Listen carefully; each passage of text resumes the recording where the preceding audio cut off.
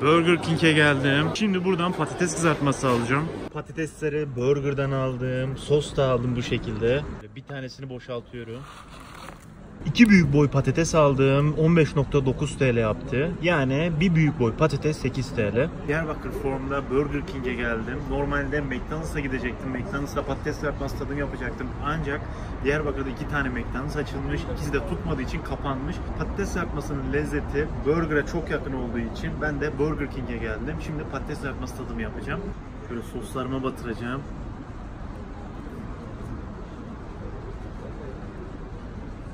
Acı sos, şöyle barbekü sos,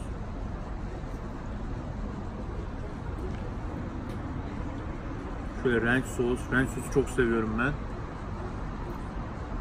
Herkese merhabalar. Bu tarifte sizlere evde McDonald's patatesi nasıl yapılır onu anlatacağım. Tarifi videonun altındaki açıklama kısmına ekledim. Bu tarifi yoğun istek üzerine yapıyorum. McDonald's patatesinin birebir aynısını yapacağız. Size tüm püf noktaları tane tane anlatacağım. 1 kilo patates alıyorum, fiyatı 1.55 TL. 1 litre sıvı yağ alıyorum, fiyatı 12.90 TL. Üzüm sirkesi alıyorum, fiyatı 3.45 TL. Tüm alışveriş yaptık. Fiyat bilgilendirmesini yaptım. Şimdi tarif yapmaya geçebiliriz. Patateslerin üzerindeki o toprağı almak için iyice yıkıyoruz. Eğer yıkamazsanız soyarken patatesin üzerine gelecektir toprağı. Patatesleri tertemiz yaptım. Şimdi de patateslerimizi soyuyoruz bu şekilde. Şöyle bir patates doğrama aleti aldım ben. Bunu ben MediaMarkt'tan aldım 55 TL'ye. Aynı ürün Metro'da da bulunuyor. Bu sayede McDonald's'taki patatesler gibi patateslerin boylarının hepsi aynı boyda olacak. Doğranmadan patatesleri doğramış olacağım. Patatesi aletin içerisine yerleştiriyorum. Bu şekilde çıkarıyoruz. Görüyorsunuz ne kadar güzel oldu. Hepsi aynı boyda ve ince ince oldu. Hepsini bu şekilde yapıyorum. Tekrar göstereyim. Patatesi haznesine ekledim. Şu kolu var, aşağı indirerek bu şekilde patatesleri kesmiş oluyoruz. Biraz zor oluyor ama sonuç gerçekten başarılı. Tüm patatesleri bu şekilde doğradık. Şimdi bunların üzerindeki fazla nişasta gitsin diye bunu soğuk suyun içerisine ekleyeceğim. Bu patates kızartmasının en önemli püf noktalarından bir tanesi. Hem patateslerimiz kararmamış olacak hem de üzerindeki fazla nişasta giderek kızartma işleminde çıtır çıtır hal alacak. Kabın içerisine suyumu ekledim ve içerisine patatesleri ekliyorum. Bunları bu şekilde 5 dakika soğuk suyun içerisinde bekleteceğim. Ben buzdolabından çıkardım suyu. Daha sonra tatlı sudan geçirerek tamamen nişastasından kurtulmuş olacağız. Tam tamına 5 dakika beklettim. Görüyorsunuz su nasıl bulanıklaştı. Hep bu nişasta. Şimdi patatesleri süzgeçten geçiriyorum. Bu şekilde 2-3 dakika bunları tatlı sudan geçireceğim. Bu şekilde nişastasından tamamen kurtulmuş olacağız. Ocağın altını yakıyorum. Ocağı tencereye ekliyorum. İçerisine kaynamış su ekliyorum. 3 litre suyun içerisine 1 su bardağı sirke ekliyorum. Ben üzüm sirkesi kullandım. İsterseniz elma sirkesi de kullanabilirsiniz. Sirke patateslerin çıtır çıtır olmasını sağlayacak. 1 yemek kaşığı şeker ekliyorum. Şeker ise McDonald's'ta yediğiniz o patatesler hafif böyle tatlımsı bir tadı var. O lezzeti yakalayabilmek için şeker ekliyoruz. 2 yemek kaşığı tuz ekliyorum. Tuz ise patateslerin içerisindeki o fazla suyu atarak patateslerin daha diri olmasını sağlayacak. Bu sayede patatesler çıtır çıtır mis gibi olacak. Suyumuz kaynıyor, şekerimiz ve tuzumuz iyice eriyene kadar bunu ortalama 1 dakika kadar karıştırıyorum. Şimdi içerisine patatesleri ekliyorum.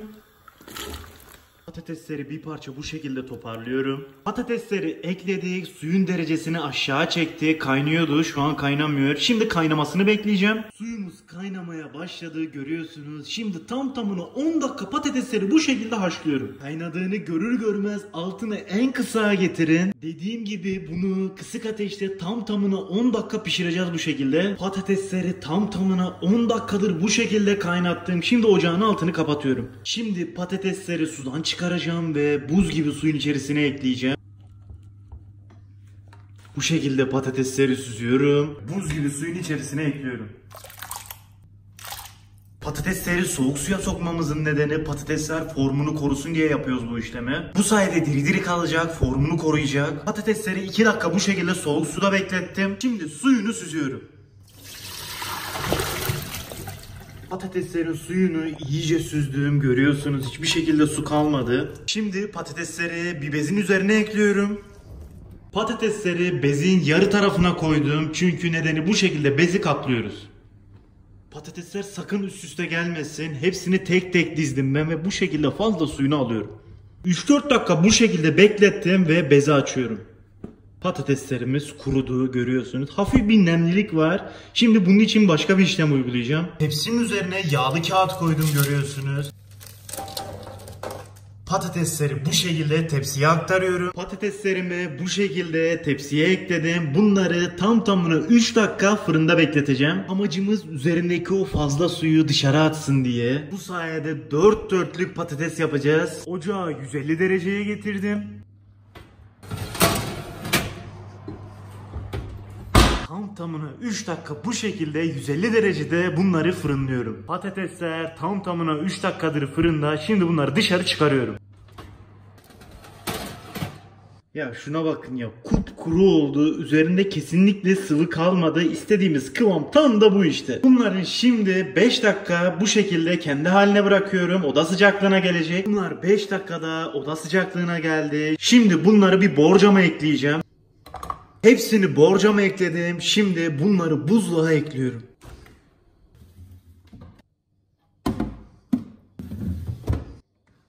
Buzlukta bunu en az 1 saat bu şekilde bekleteceğim. Ocağın altını yakıyorum.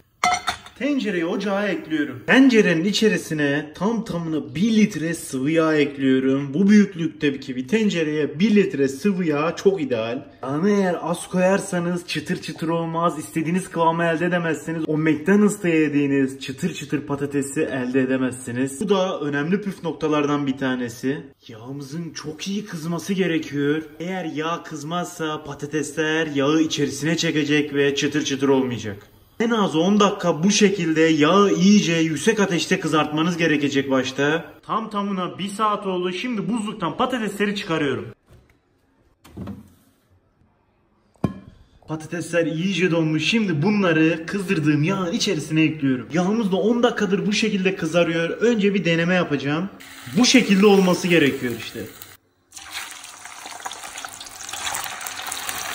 Patatesleri attım, görüyorsunuz nasıl çıtırlıyor. Şimdi bunları biraz dağıtıyorum, üst üste gelmesin. Sakın ama sakın çok fazla patates atmayın. Bu sefer üst üste binecek, fazla nişastası çıkacak, birbirine yapışacak patatesler ve istediğimiz kıvamı elde edemeyeceğiz. Çıtır çıtır olmayacak. Bunları bu şekilde 4 dakika pişireceğim. Daha sonra bunları dışarı çıkaracağım. Bu tarifin en önemli diğer püf noktalarından bir tanesi de bu. Bu sayede çıtır çıtır olacak. Tam tamına 4 dakikadır bunlar kızardı. Şimdi bunları dışarı çıkarıyorum.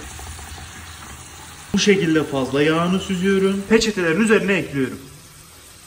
Patatesleri çıkardım. Şu an bile çok güzel gözüküyorlar. Bunların oda sıcaklığına gelmesini bekleyeceğim. Biraz soğutacağım. Daha sonra tekrar ikinci kızartma işlemine geçeceğim. Bu da tarifin olmazsa olmazlarından. O McDonald's'taki çıtır patatesi yakalamak istiyorsanız bunu da mutlaka yapmanız gerekiyor. Patatesler oda sıcaklığına geldi. Soğudu. Şimdi bunları tekrardan kızartıyorum. Yağımızın çok kızgın olması gerekiyor yine. Patatesleri ekliyoruz.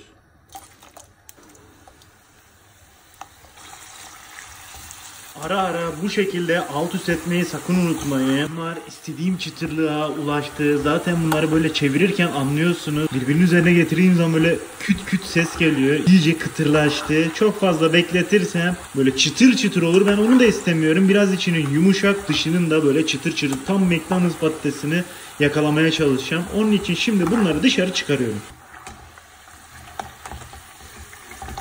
Bu şekilde yağını süzüyorum. Peçetenin üzerine ekliyorum. İşte istediğim kıvam tam da bu. Çok güzel gözüküyor. Şuna bakar mısınız ya? Tam istediğim çıtırlıkta oldu. Görüntü tamam. Bence olmuş. Fazla yağ gitti. Şimdi peçetelerden kurtulabilirim. Böyle kenarlara sos ekleyeceğim. Barbekü sos benim en sevdiğim soslardan. Böyle hardalım var. Hardal ekliyorum. Acı sosum var. Acı sever olarak bunu da mutlaka eklemem gerekiyor. Mayonez, ketçap çok sevmem ama onlardan da ekleyeceğim. O şekilde de tadına bakacağım. Biraz da ketçap. Şimdi en sevdiğim zamana geldi. Tadım yapacağım. Bakalım nasıl olmuş. Önce bir acı sostan deneyeyim. Çıtırlık gerçekten olmuş. Dediğim gibi dışı çıtır olmuş, içi yumuşak olmuş. Tam McDonald's patatesi. Ya nasıl bir şeysin ya? Biraz uğraştırdı ama sonucu gerçekten çok başarılı. Sesleri duyuyorsunuzdur zaten. Güzel lezzeti evde yapmak gerçekten çok ama çok güzel bir şey. İnsanın hoşuna gidiyor. Şöyle barbekü sosundan. Oh. Şöyle tutayım. Sesi duyuyorsunuz. Dışı çıtır, içi yumuşacık. Ya bu işi gerçekten ama gerçekten başardık.